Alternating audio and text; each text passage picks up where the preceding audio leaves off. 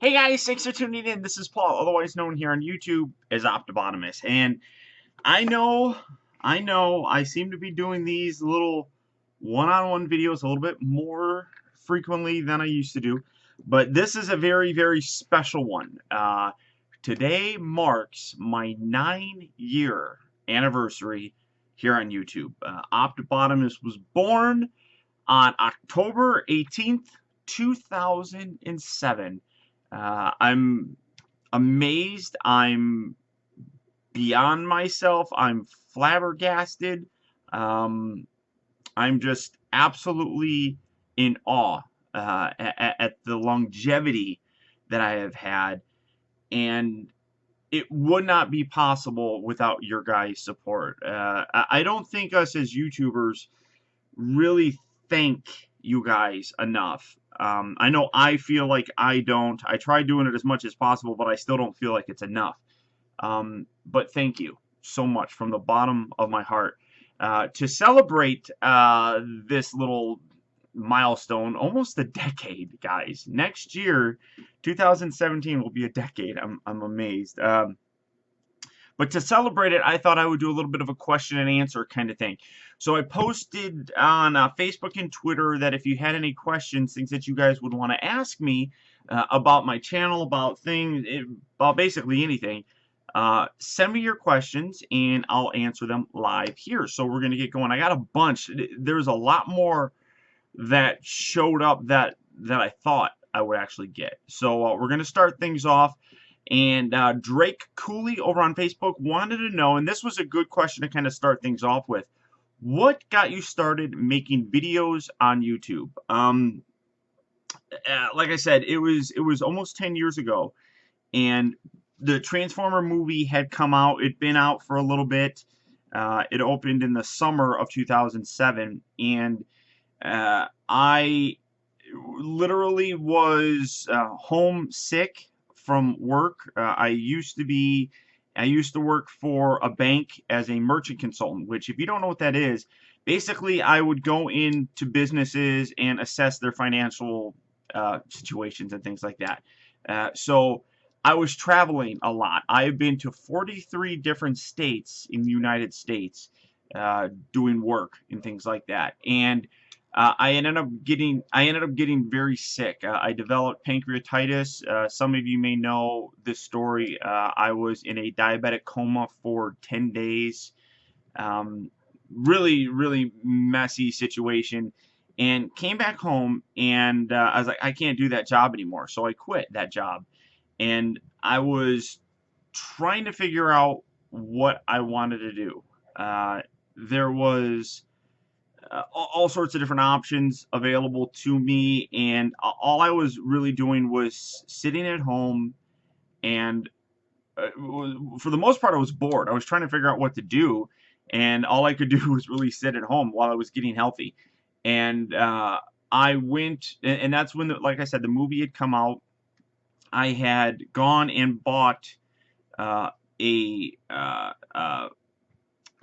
Transformers Ironhide, the first Voyager class Ironhide figure. I bought it, and I couldn't figure out how to transform it. So I went on YouTube and found a video review, and somebody asked me this question later. We'll get to that. I don't want to skip their question, but I found a video review on it. Now this was back in 2007, so remember, YouTube was only about 2 years old at that time. You know, it first started getting popular around 2005.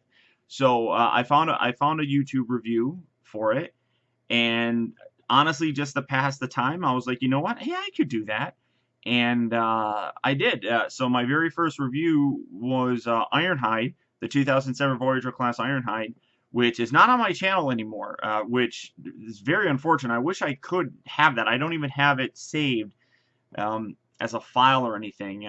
So it's very unfortunate that video has been lost to time.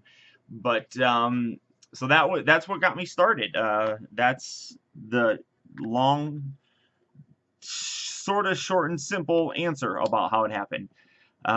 Next question is from Kelly Lowney. I may get a lot of people's names wrong, so I do apologize if I do that. But Kelly wants to know, what do you think interests you most about collecting? That's a really difficult question. It's a good question, but it's a tough one to answer. People collect for different reasons. I never really collected anything before. I had toys, obviously, and things like that when I was a kid, but I never really collected anything. So I guess for me, now that I'm older, I like going. I mean, like you can see, and no, they are not cooking behind there. The blinds are closed. It's just really bright coming through the light right there. So the blinds are closed. Those are not in direct sunlight. So I don't know. Yeah, you're not gonna be able to see it. Um, Actually, I lied. The blinds are a little bit open, but they're angled up. So there is some light coming through there, but again, it's not direct sunlight, so it's no big deal. And then besides, you can see I got the Toy Hacks things behind it. These don't have anything, but that's like I said, the light's not directly on it anyhow. Um, what interests me about collecting, I think now, is the nostalgia of it. Looking at some toys. I mean, I don't know if you can see it, but it's like right in that shelf right there. I have original vintage Darkwing Duck and Tailspin figures. Those are figures that I never had as a kid. I wanted them as kids. I got all the G1 Transformers up there. A lot of them I didn't have as a kid. So now that I'm an adult, it's cool to be able to go and buy them. And I think that's what interests me most about it, is filling in those gaps in my childhood, the nostalgia aspect. I think that's what a lot of people like with collecting in general. It touches on something, deep inside them. It sparks a memory. Some people collect sports cards. Some people collect stamps. Whatever the case may be, a collection by any nature probably has, some kind of resonating effect on them for whatever reason. And that's it for me. A lot of the stuff, my parents were not very well off when we were kids, but they did their best to make sure that we had whatever we needed. And when Christmas time rolled around, we got a lot of extra stuff. But there's a lot of stuff that we didn't get. Like I talked about, I mean, I did a review of the vintage Teddy Ruxpin. I never got that as a kid. The Technodrome as a kid, I absolutely loved it, and my parents got me that. Why they got me that instead of Teddy Ruxpin, I have no idea. But it is what it is. I'm going to be drinking. Well, it's Bumblebee. So, and no, it is not Coca-Cola. Next question. So thank you, Kelly. A lot of people have asked that, this next question. I'm kind of paraphrasing a lot of different questions. Can you review such and such? Anthony Lafata said, can I do some reviews of updated reviews of older figures, or would I ever review things like Kamen Rider? Excuse me. In terms of doing reviews of older figures, I do some. Like I just finished filming one. I forgot actually that I got these to do reviews of before the Titans Return stuff came out. I did all the Autobots, but I forgot to do the Decepticons. So I started filming today the Decepticons. And so that's a little bit older of a review. In terms of doing re-reviews, a lot of people have asked me that as well. I can't a lot of times. Most of the time, those figures I don't have in my collection anymore. As newer ones come out, I replace the older ones. That's how I've always done things. So like Hot Toy figures, there's 5 different Captain Americas that are out. Excuse me. I always keep the most accurate, most recent one. So those are, certain figures I don't have anymore to be able to do reviews on. I have thought about going back and re-reviewing some of the original ones that I did, but I thought that would be kind of a cool thing to do for my 10-year anniversary, to go back and review things like the first movie Ironhide, the first movie Jazz, figures like that show up on my channel as being the first things that I reviewed. I thought about doing that, so I may do that, but not necessarily right now. I probably, if I'm still around next year, I think I'll do that next year. And then things like Kamen Rider, things. I don't have any real interest in Kamen Rider. If you've not seen it on my channel before, chances are I don't have much of an interest in it. Now, that's not necessarily always the case, but things like Kamen Rider, I have done a Power Ranger thing or two, but I don't have too much of an interest in it still. So that kind of stuff I don't really care to do reviews on. People have asked me to do like Halo figures. I don't play Halo. I don't care about the figure. So no interest in that. Morris Mendoza, a patron of mine. Thank you, sir, for your support. Had it not been for YouTube, what would have been a dream job for you? A lot of people don't know this, but I have a master's degree in psychology. I went to the University of Michigan, and it's funny that I have a master's degree in psychology, and yet here I am not even using that degree. That happens a lot when you go to school. You come out not necessarily doing the job that your degree has you wanting to do. But that was always something that I thought about doing. But the biggest thing, and people have talked about it, is I think a dream job would have been like doing radio. I would have loved doing it. I used to pretend that I had a radio station. It was just me being a kid and just playing around and playing music. I'd sit there in my room and just honestly make believe that I was doing a radio station. It's kind of weird, but I was a bit of a nerd when I was in school, and I didn't have a lot of friends. So it was just me kind of hanging out, just having fun. So I think that something like that, YouTube has been a real good way to interact with people, kind of like what a radio show would be like. So I think that it's just like a natural progression. I think it worked out pretty well. Next up, we got Tristan Rose. Who was your first YouTube friend that you made?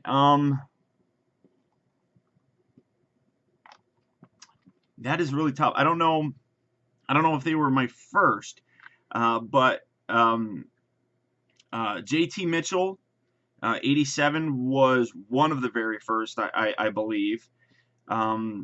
Diancis Simon, who I've not talked to in a long time and miss him terribly. He was a very good friend of mine. Biker Trash Wolf, Josh was another one. There were so many people in the early days.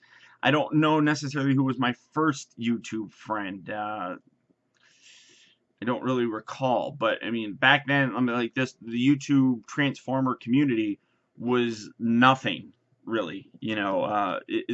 There was, I want to say, like maybe two or three people. Matrix Prime, Bolt Matrix, and oh no, so Biker Trash Wolf, I believe, was in there, and Diancis Simon. Those were, some of the biggest people. Those were the big ones. Those were the big guys back then. So probably along those lines, I would probably say. Chris Fitzpatrick wants to know, when you were young, what was your favorite Transformer toy? Do you think your love of said toy has affected your purchasing of modern incarnations? I honestly don't remember my favorite Transformer toy back then. You got to remember that I'm probably considerably older than you, and I don't necessarily remember 30 years ago. I'm going to be 38, I think. Honestly, I always forget how old I am. It's to that point now where I forgot how old I am. But November 24th is going to be my birthday, and I don't remember what happened 30 years ago. So I can't tell you what my favorite toy was. I can tell you my favorite character was Wheeljack. And do you think, and my love for that has affected my purchases in terms of I like having Wheeljacks. It's not something where I have to have every one that's ever created, so I wouldn't say it's affected it that much, if that makes sense. Kensu, I can never say this. I recognize the name every single time I see it, but I can never say it. Kansu Kurindi, again, I apologize for brutalizing your guys' name. How was your college life? Have you ever been to the UK? College life was great. It's an experience that I think that everybody should try. School's not for everybody, so it's not something that I think that you have to try. But as part of experiencing life, it's a great way to experience life. Me, on the other hand, like I said, I was a bit of a nerd, and I studied all the time. So it really wasn't that much fun. I never got drunk until I was like 24. maybe 25, something like that. So I was not a partier by any stretch of the imagination. My sister, on the other hand, was. So she had a lot more friends. She was a lot cooler than I am. I couldn't even ask a girl out when I was in high school.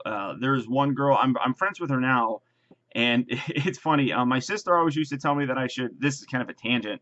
My sister always used to say that I should ask her out because she did like me. But I had the biggest crush on this girl. Her name was Melissa, Missy, and it's funny now because I joke and say that she's my what if girl. And I like I said, I'm friends with her now to this day, and I tease her saying that she's the what if girl. She knows that I had a crush on her back then and everything. I don't know if she's ever told me, like, yeah, Paul, you should ask me out. I would have said yes.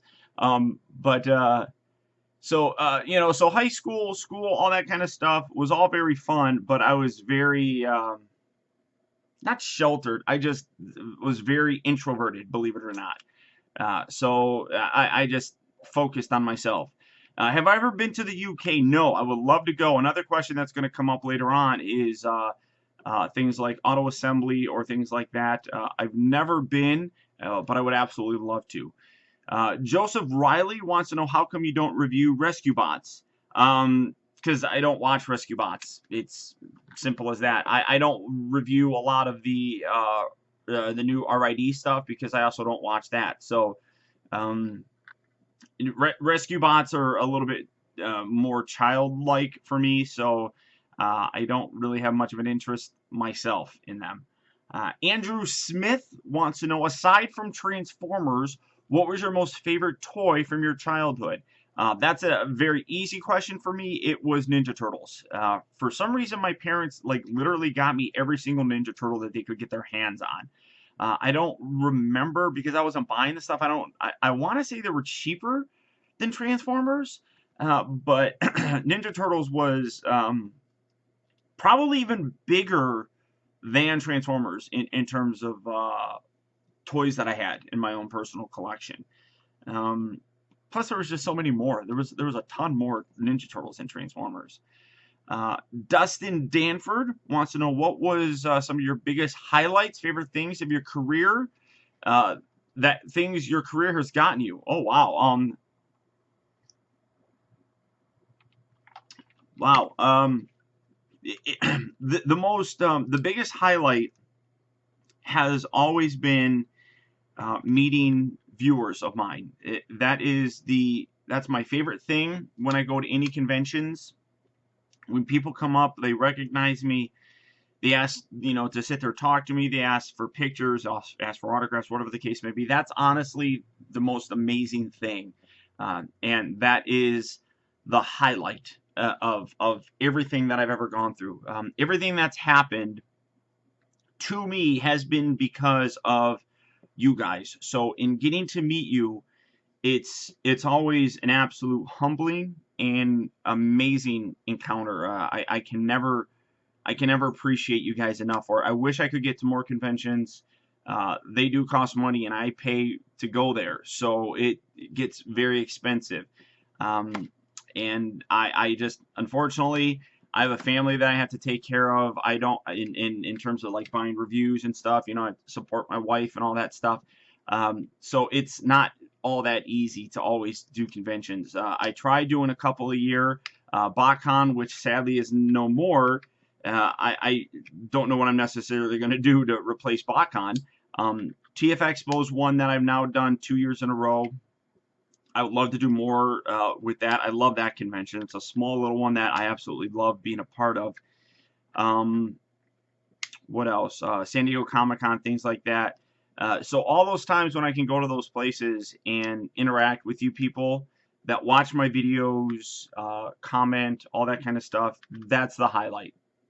Everything else is just happened because of you. So highlights got to start with you guys. Jackson Malski, again, sorry. What's your weirdest or coolest fan encounter you've had?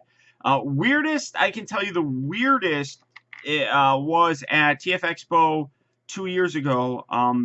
a viewer of mine asked me to autograph a duck. I did it too. It was like a duck decoy that was painted blue and red to kind of look like Optimus Prime, and he asked me if I would autograph his duck, and I did.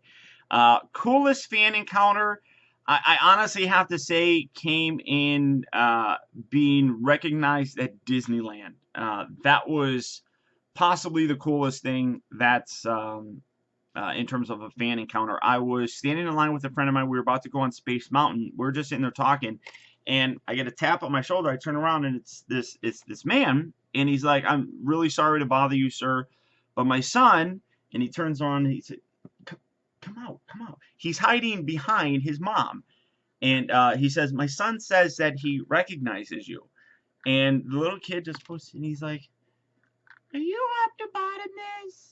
And I'm like, "Yeah, hi," So we sat there talking in line. So to be recognized at Disneyland, I think is pretty damn cool. I mean, I've been recognized in other places outside of conventions, toy stores, Toys R Us. There was one restaurant that we went to, my wife and I went to. We were recognized, or I was recognized. So there have been times where it's happened, but that was probably the coolest, I thought, because it's Disneyland. I'm like, Disneyland, right? So I thought that was kind of a cool thing. Chris Lively, lots of, do you think the Human Alliance line is coming back? And also, he's getting Jazz. Do you think Hot Rod will get one, as well as Crosshairs and Drift? Also, is there any way to get your signature on my MP10 Optimus Prime? That would be awesome. Yes, there's a way that you could probably get an autograph from me on that. You can send me a message. We can figure out something. Do I think that the Human Alliance line is coming back? Probably not. That was Revenge of the Fallen. We didn't really get anything with Dark of the Moon. Well, no, we actually did. We did get some with Dark of the Moon, didn't we? Soundwave didn't get much of a mass release, though, did he? So, I don't know. I wouldn't mind it. I think that would be cool. I would like it. I mean, you probably can't see it, but right there is my Human Alliance Bumblebee.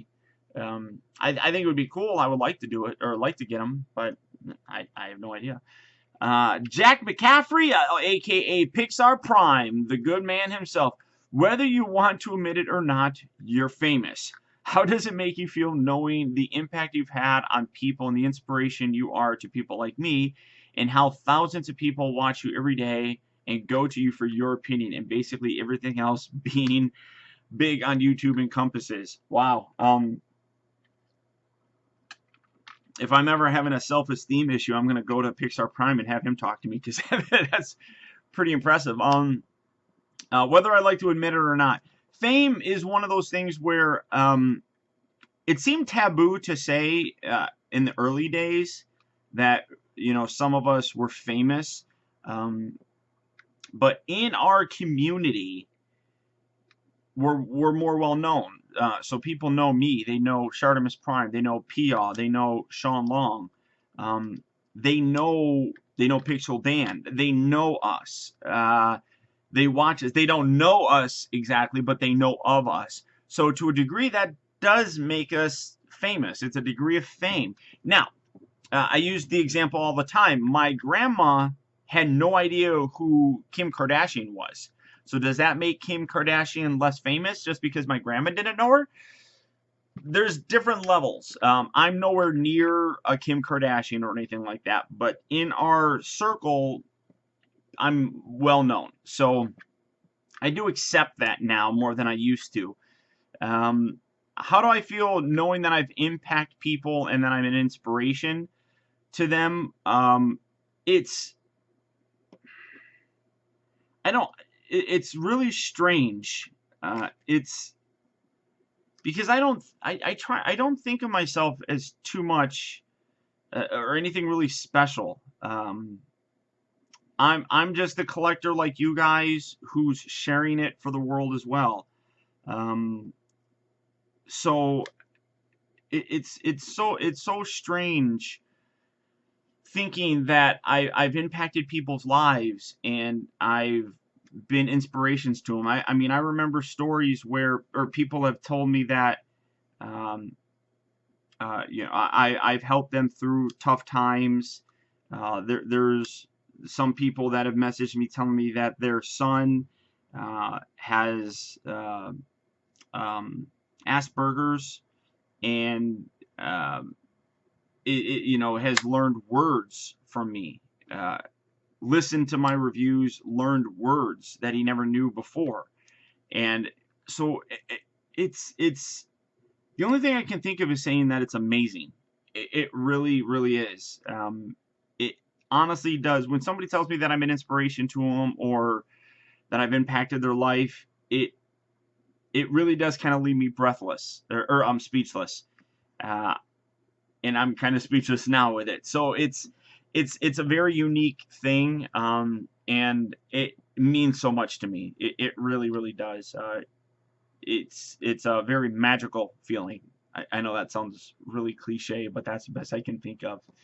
Um, Isaac Schuer, again, I'm apologizing if I'm not saying your names right. How's you and your family doing because of YouTube? Um, because of YouTube, it's become my career. I mean, people talk about how like you can't make a career out of it. You can. You absolutely can. You can make a career out of it. You can turn this into a business. It takes a lot of work. It takes a lot of dedication, but you can absolutely make this a business for you. Like every business that you start, though, there's the chance that it could go under. That's absolutely true with this. YouTube get yanked away, just like any business that you have can get yanked away. So it's important to do plans for those kind of situations and things like that. But because of YouTube, I'm able to provide for myself and my family, and it's an absolute amazing thing. It's like I said, very hard work. It's not easy at all. It takes hours and hours and hours of work every single day that a lot of people, like my sister came here. A lot of people don't get to experience it. My sister, I remember she came here a couple years ago. She stayed with us, and I said, I got to go upstairs and do some work. She's like, well, I'll come up there and I want to watch and see what's going on. And she's just sat there and she's like, I literally thought you just play with toys all day. And I'm like, no, that's not even remotely it. I do a video. The shortest amount of time on anything that I do work related is actually filming the video. That's the shortest amount of time. And I spend the rest of my day doing a lot of other work that it involves making sure that my views or my videos get viewed, and advertising, promoting, studying analytics, all that kind of stuff goes in towards making a successful YouTube channel. So in doing it, it's provided me everything that I have. So I'm eternally grateful for it. Adrian Dones, is it more easier now than it was back in the beginning? Bit of a loaded question. Is it easier now? Back then, it provides its own sort of each time, whether it was in the beginning or now, has its own set of obstacles. Really, you can look at it as it was easier then because you didn't have all the pressure that you have now. But you could also say that it's easier now because I've been doing it for so long that I have a pattern. I have a routine of sorts. So it was probably easier then because it wasn't my job. I didn't focus and dedicate everything, back in the early days. It wasn't until 2009 that I put more of a focus in it. So for 2007, 2008, it wasn't really anything. It's still fun to this day. I love doing what I do. I wouldn't change this for anything in the world. But it is work still. So, but the fortunate thing is the old saying, if you love what you do, you never work a day in your life. And that's absolutely true. I love what I do. I wouldn't want to do anything else. It's amazing. You guys have basically made my dream come true, being able to entertain you guys, like going back to what I was talking about before, wanting to do a radio show, being able to entertain you, collecting things, all of it, sharing it with you guys. It's a dream. So I love it. Corey Powell, would you ever consider going to TFCon in Toronto? I'll be honest, I've considered it, but I I tend to not want to, because I know that there are a lot of people that will love for me to go there. But I have had some bad experiences with some people who are responsible for TFCon, who are very big TFCon supporters. That, you know, I'm not going to get into all the, you know, the reasons and everything, but I just choose to avoid that kind of drama, so I don't bother going to that. So the TFCon, whether it be Chicago or Toronto, I try to avoid, just because I don't want that extra drama in my life. This is more of a comment from David Luce. Again, names. I like your reviews, informative, and they give you an idea of whether you want a particular figure based on a number of factors. Please keep doing them. Keep watching, David. I'll keep doing them. Thank you, sir. Patrick Bigwood. What would you say your favorite Transformers toy line is? Your favorite non-Transformer toy line, and favorite hot toy figure. Picking a favorite is always the most difficult thing. It's like trying to pick your favorite kid. There's a lot of different things. You know, I could sit there and say G1 is my favorite toy line because of the nostalgia with it. I could say that I love Transformers Animated because that was one of the most accurate toy representations in terms of cartoon and toys that we've ever gotten. So it's really tough to pick one. I don't think I could pick a favorite toy line. Transformer toy line. Favorite non-Transformer toy line? I'd almost have to say Hot Toys, because I'm looking over here. I got more Hot Toys than anything else. I got a lot of Ninja Turtles. I think maybe Ninja Turtles. I have a lot of those. And then my favorite Hot Toy figure. I don't really have a favorite Hot Toy figure, although I do have a favorite character, which is Iron Man. I have almost every single Iron Man figure that they've made. So that's probably, I'm just going to say favorite character. Aaron Onya. Again, names. If Hasbro Takara were to ask you what you want in a Transformer toy line, what would you say? Also, what do you do with your spare time when you aren't reviewing toys? What would I want next in a toy line?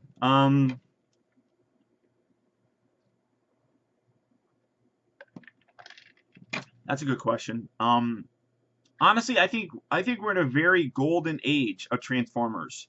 This past decade, because of the Michael Bay movies, I'll say, because Transformers was dying. We'll talk about this later on, but Transformers was not a very viable franchise in 2005, 2006. I would say just keep doing what you're doing. I mean, I think that a lot of the stuff that we're getting is great. I think kids are loving it. We got some new cartoon stuff. We got collector-friendly kind of stuff. We got masterpiece stuff. I think it's all great. So I don't know if I would really have them do anything different. Maybe give us, you know, more masterpiece figures that people want, like Jazz or Galvatron, things like that.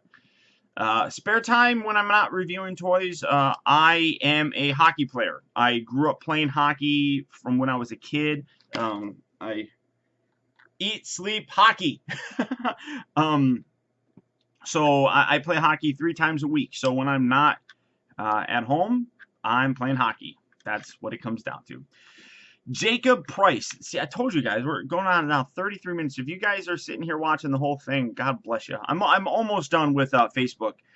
Jacob Price wants to know, while you've had many personal challenges over the past 9 years, which many would have given up on YouTube or not even started, so a tip to the hat to you, sir. Thank you very much. But what has been the biggest challenge on YouTube over the 9 years? Is it difficult adapting to all the new changes YouTube makes over the years? Wow. Wow. Great question. Biggest challenge over the 9 years has just remaining relevant for me. As a toy reviewer, I always have to have new stuff to review. That's the biggest challenge. So when I'm waiting for something to come out, like I'm waiting for Sideshow and Hot Toys stuff to come out. I'm sitting there, I've been bugging them for the past month and a half for stuff, and like all the orders that I have, I'm like, is this coming in yet? When is this coming in? Can I send you my final payment? Blah blah blah. and I'm not getting replies because there's nothing that's coming in. That's like, and I'm at a point right now where it's difficult. I have 3 videos done for this week. I don't have anything done after that. So it's, I have stuff that I can work on. So it's like, I mean, I can stretch it out. But that's probably the most difficult thing, is keeping up to date with the stuff and keeping new content for you guys. For the most part, for the better part of the 9 years, I have produced 3 videos a week. So I am over 1,500 videos that I have done. That's not as many as some people have done. I mean, some people post new videos every single day. I don't like posting new videos every day. I think that kind of gets boring after a while. But, you know, that's still a lot of videos. 1,500 videos. That's kind of a lot. So, I mean, let's see. I'm gonna get out my calculator because I'm bad at math. So 9 years, 12 months a year. That's 108. Is that right? That can't be right. 9 years times 12. 108. So 108 months. If I do 1,500 divided by 108, that's roughly 13 videos that I produce. Almost 14 videos every single month that I do. So 13 a month, and there's 4 weeks in a month. 13 divided by, I forgot what I was doing. So you get the idea. You get the idea. That's a lot of videos that I've done. So content, that's probably the most difficult thing. Is it difficult adapting to all the new changes YouTube makes over the years? Yes and no. You know, I mean, I've been around since the very beginning almost, and I've seen just about every change that has come around. The biggest change right now, which is causing some difficulty, is that they are changing the way that advertisers pay you based on watch time and audience retention. So in case you haven't noticed, I've tried to in the past few videos, I've tried making them a little bit shorter to increase my audience retention. That will increase how much I get paid. It's not done by views per se anymore. It's how long people are watching your videos, staying on your channel, things like that. So that's been difficult to kind of adjust to, but you know, it takes some time, but eventually we'll get it done. We'll get it done. Gethin Reese, again, sorry. Ever consider coming to the UK for a holiday or TF Nation? This goes back to what I was talking about before. I've absolutely loved the idea of going to the UK for a long time, but it is expensive. The biggest thing is I've never been there, and I would want to do a whole vacation out of it. There was talk, not last year, the year before last, about having me come down as a guest at one of them, but that fell through, unfortunately. So it's a matter of cost to be able to do it. I would love to do it if it was financially possible to do. All right, now we're on to almost 40 minutes in. I also, like I said, I posted this same question on Twitter. I didn't get a lot of responses over on Twitter, but I'm going to go through a couple. I'm going to kind of go through fairly quick. Barrett Prime, who also, again, a patron of mine. Thank you, good sir. I absolutely love you. Will you ever do vlogs in the future, like going out and about? I don't think people would be all that interested in seeing that kind of stuff. Plus, I don't know. I mean, I could vlog, be like, hey, you know, I'm doing this for today. I mean, that might not be a bad idea. Maybe something for patrons to see a vlog kind of thing, a daily vlog sort of thing for patrons, seeing my go through life, maybe something like that. We'll see. Moviegoer16, did you think that 9 years ago you would be where you are now? Absolutely not. I'm almost at 217,000 subscribers. I'm almost to 250,000. It just seems now, I mean, back when I had, like, say, 17,000, it seemed like I'm never going to have 100,000 subscribers. And then it happened. And then, you know, then you're like, well, I'm never going to have 200,000. And then it happened. And now it's like, I'm never going to have 500,000. That seems preposterous. But it seems likely that it could happen. It'll take a while, but it seems like it's definitely a possibility. So 9 years ago, Never would I have thought this would be possible. Wanzer fan, when are you going to review the G1 Decepticon Headmasters? I already answered you. I'm going to start them starting this week, so you'll have those to look forward to. Sky Shadow 421 wants to know, did you ever consider leaving YouTube due to either criticism or something else?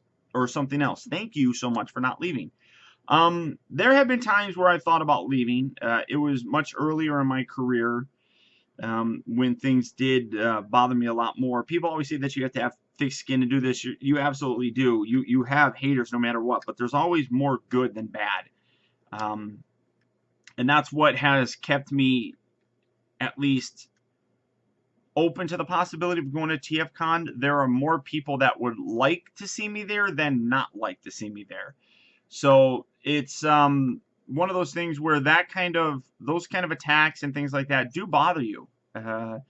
You know, I have had personal things shared which I'm not very thrilled about. I have had stalkers. I have had haters that don't like me for one reason or another. I'm not a perfect person by any stretch of the imagination, and I have made mistakes, but a lot of these people will just cling on to something and attack me regardless. So the haters are there, but it's now gotten to the point where I've gotten over it. Some stuff still does bother me, but I'm able to get over it a little bit easier. So yes, I did consider leaving. Ultimately, obviously did not. Scottish Hot Toys wants to know, have you ever thought about giving up reviews? Does it get to be too much? That's kind of another question. Have I thought about stopping? Yes and no. I mean, it's, you know, like I said, I'm about to turn 38. Will I still be doing this when I'm 50? I mean, I don't know. It's kind of a hard thing to think of. I don't know exactly that kind of stuff. So I don't know. I mean, I have thought about giving up reviews, but not necessarily now, kind of thing. Does it get to be too much? Not really, because ultimately, at the end of the day, it's still fun, and I still love doing it. Does it get stressful? Yes. I impose deadlines on myself, so I stress myself out. I get a lot of my wife. She makes fun of me because of all the gray hair that I have, and she's like, "You play with toys for a living. How do you have gray hair?" So it does get to be a lot, but you know, you can step back, you can relax, and just like with every job, with every business that somebody may start, it can be difficult. So there it is. Anthony, and then the last question, Anthony 95756. If the Bayformers never existed, would you still enjoy and collect Transformers to this day? No. Because it was because of the Bayformer movies that I bought Ironhide. I hadn't bought a Transformer in years. So I would still love Transformers. I never really collected them. All the stuff that you see has been since 2007. I have maybe 2 pieces from when I was a kid. A G2 Bumblebee, or G2 Grimlock, which is in terrible condition, and the Pretender's Bumblebee, the inside, the actual Bumblebee part. Those are the only 2 pieces that I think that are still in my collection from when I was younger. So I would probably still enjoy Transformers. I would always enjoy Transformers, but it would be a passing thought now. I mean, it wouldn't be relevant anymore. But unless it was the Bayformer movies, I wouldn't be in it, and a lot of people wouldn't either, because ultimately, at the end of the day, like I said, Transformers was a dying franchise. It was not doing very well at all. And because of Michael Bay, he created, and I've said this a million times, he's created a brand new generation of Transformer fans. That's like Generation 1, the next generation. I mean, that's kind of the way I look at it. I mean, I have a 2010 Camaro that looks like Bumblebee from Dark of the Moon.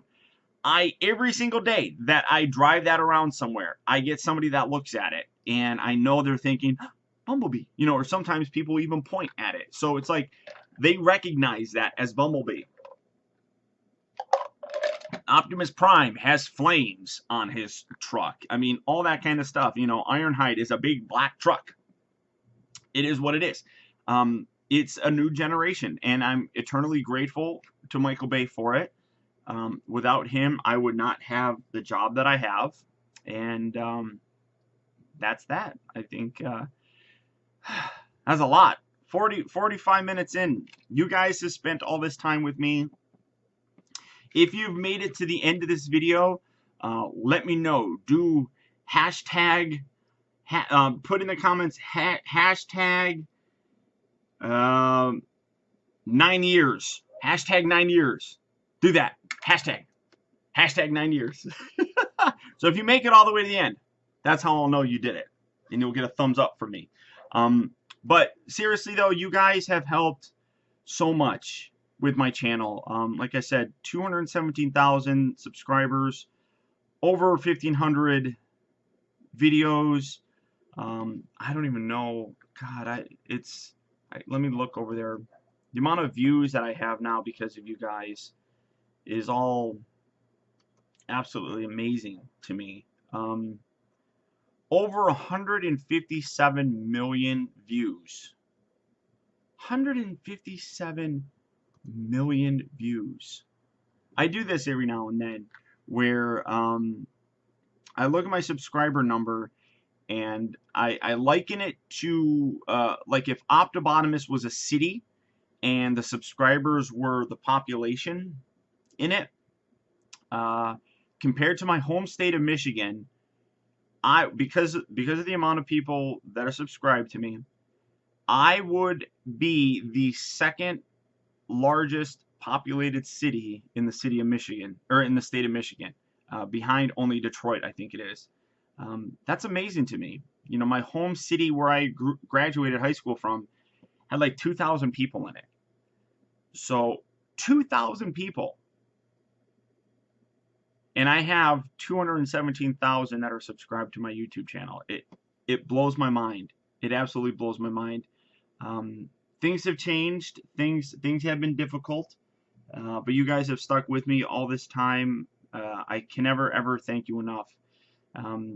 Your guys' support, whether it's just watching my videos and sharing it, is an amazing thing itself. Some of you actually choose to support me even further.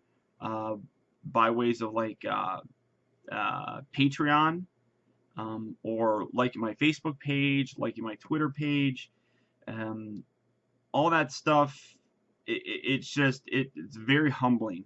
Like I said, 9 years doing this. I wouldn't be doing this if it wasn't for you guys still. So from the bottom of my heart, everybody, I'm getting a little emotional, not gonna lie. It has changed my life.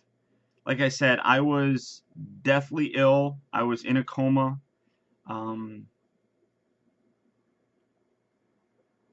I was laying there I didn't know what I was going to do with myself. And this happened. And it's been magical ever since. So thank you all so much for your support. I'm going to wrap this up because it's now almost been an hour. But like I said, if you made it all the way to the end, hashtag 9 years. So thank you guys again. Until next time, from the bottom of my heart, this has been Paul. I'll see you in 10 years. Well, no, I'll see you at the 10-year anniversary. Hopefully I still see you in 10 years, but we'll see you at the 10-year anniversary. We'll do this all again. 1 decade. Maybe by a decade, maybe by another year, I will have, what do you think? 500,000? Can we shoot for 500,000? The road to 500,000 subscribers starts now. All right, that's it. All right, bye guys.